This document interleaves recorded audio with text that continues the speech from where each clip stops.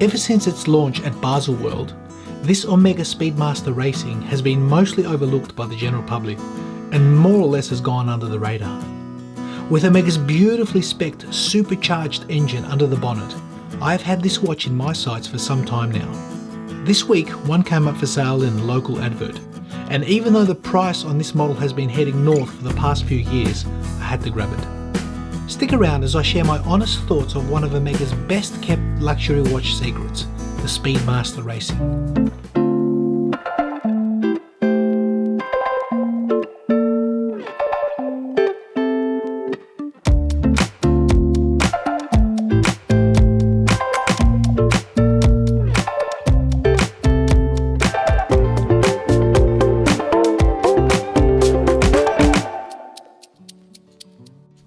Welcome back, guys. I have with me this Omega Speedmaster Racing coaxial chronograph, model number 326-3040-5001-002. That's a mouthful, but basically what I have here is a luxury watch. It's a beautiful piece and I think it's pretty much gone under the radar. It's a watch that was launched in Baselworld 2012. And I think Omega has done a fantastic job on this thing, not only in its design and externals and build quality, but also what's under the hood, what's under the bonnet. You see, many watch collectors seem to have an Omega Speedmaster in their collection, whether it's the Moon watch or whether it's a Speedy Reduced and so forth, some variant of sort. Many watch collectors seem to gravitate towards this particular brand. And as for me, the first watch that I ever purchased was an Omega. It was an Omega Speedmaster Reduced. And although it was a lovely watch, it did wear a little bit small. I kept it for a couple of years, sold it, and I thought, look, one day I'll probably grab the Moon watch or something else. And when this got launched, I looked at it and I thought, gee, I really like this. I really like the specs, what it says on paper, and look, one day I'll get it. There was many color variants. There was red and blues and blacks, and this is the inverse panda. And I thought, you know what? I've got to make a choice, I've got to make a decision. So this week one came up in a local advert, I grabbed it, and I tell you what, I could not be happier. What I have here is basically, if you love motorsports, this is a driver's watch. This is a pure driver's watch. It's screaming speed. Look at me, I'm fast. It's fantastic, it's absolutely stunning. If you compare this to the Moon watch, which is basically flight or space inspired, this particular one, the racing one, is inspired by speed, by motorsports, and it looks fantastic. It looks fast, it looks the part. So what I have, it's the inverse panda dial. Let's get onto the specs and I'll explain why I like this particular watch. What we have here is a 40mm case size with a case height of 15mm. The lug to lug distance is 46 and the lug width is 19. So if you notice here, this is not the original strap that came on the watch. It originally came on a bracelet, as you can see here, which we'll talk about in a second. But I swapped it out. Because we're in lockdown, I haven't had a chance to order any straps, so I've just put a leather strap that I had lying around. It's actually a 20mm and I've chopped it down to 19. So I've made it fit, and it's snug, it's secure, it's nice. But I will be looking at some Italian straps for this. But let's get back onto the watch. So what we have, it's a beautiful inverse panda dial. The dial itself is stunning.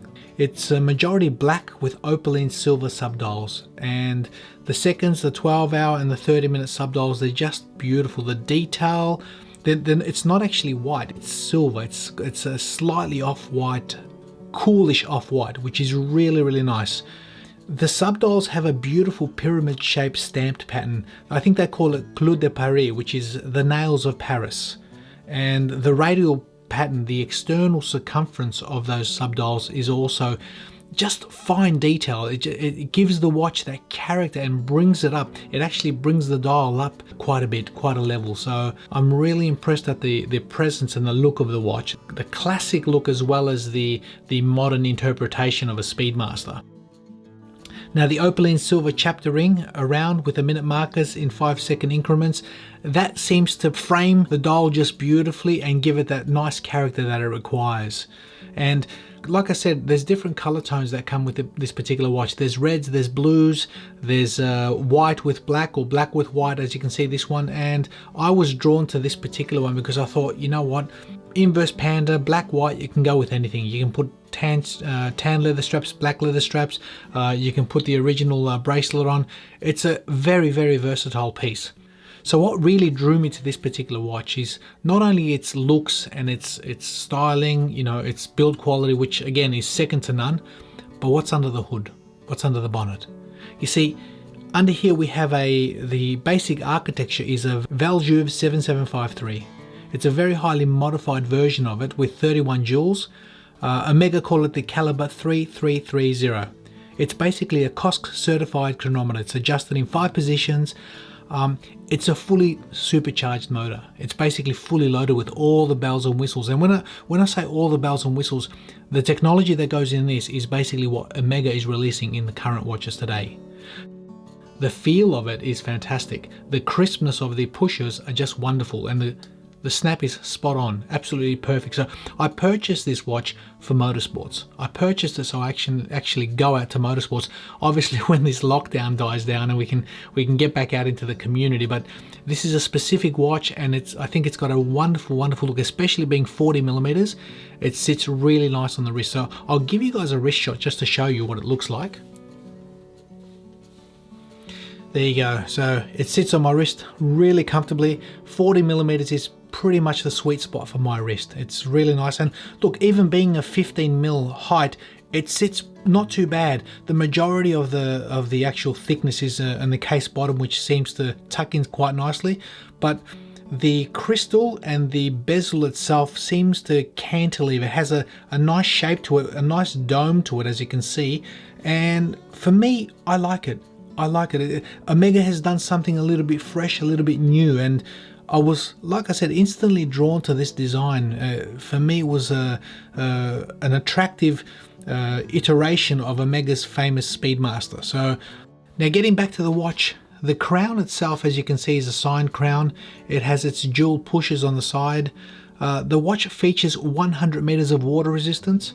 The bezel, as we spoke about, it's got a aluminium tachymeter scale all the way around, and its slope is lovely. The way that this thing tapers down, for me, I like it. It's something that can smoothly fit under the cuff, under my shirt sleeve and so forth. But it also has a really nice profile to it.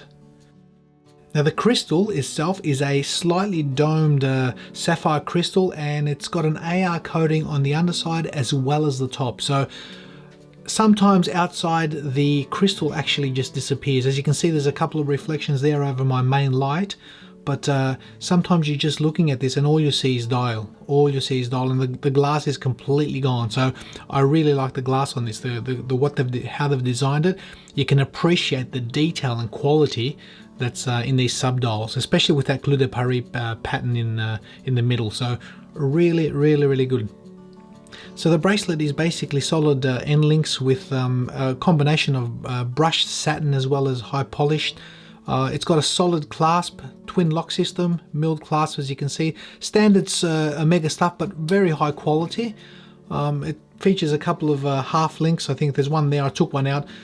It wears comfortable on the bracelet, just as comfortable as it does on the strap. So I don't mind this. Usually I'd like to have a micro adjustments where you don't have to use a tool and so forth. This has got 3 adjustments, but this seems to sit really comfortably with this watch on my wrist. So I'm quite pleased, which is nice. Now, the watch itself, like I said, it's a specific watch I purchased. I like its look. I like its build quality. I like the engine under the hood. I think it's mainly gone under the radar because people usually either go for a Speedmaster reduced or they go for the Moonwatch and so forth. And look, I had them reduced. I was basically about to buy the Moonwatch, and I thought, you know what? I've always wanted this though. Let me get this first. Let me buy this, and I can always add a Moonwatch to the collection. That's not an issue. So I'm glad I did. I'll be sharing a hands-on review of how I feel with the watch in a couple of weeks' time, because I think, honestly, this is a first impressions, and to get the best out of a watch, you really have to wear it a couple of weeks and see how it responds, how you feel, daily wear and tear and so forth. But look, I just wanted to share these initial thoughts. I've had this in my radar, I've had this on my sights, and I finally grabbed one. So it's just another one to the collection for me. Something that has been dodging me for a few years now. But like I said, look these things up, guys, because they are going up in price. I've noticed that they've steadily been rising over the last couple of years, and I thought, you know what, if I don't grab it now, I'm going to be paying even more premium next time. So one came up, I managed to snatch it, so here it is. And feel free to leave your comments what you think, your impressions of these watches, if you've had any experience. For me, I've always looked at them on paper. I really liked what I saw, and I thought at the right time I'm going to grab one. One came up, I had to snatch it. So thank you for watching, guys, and we'll see you all in the next video.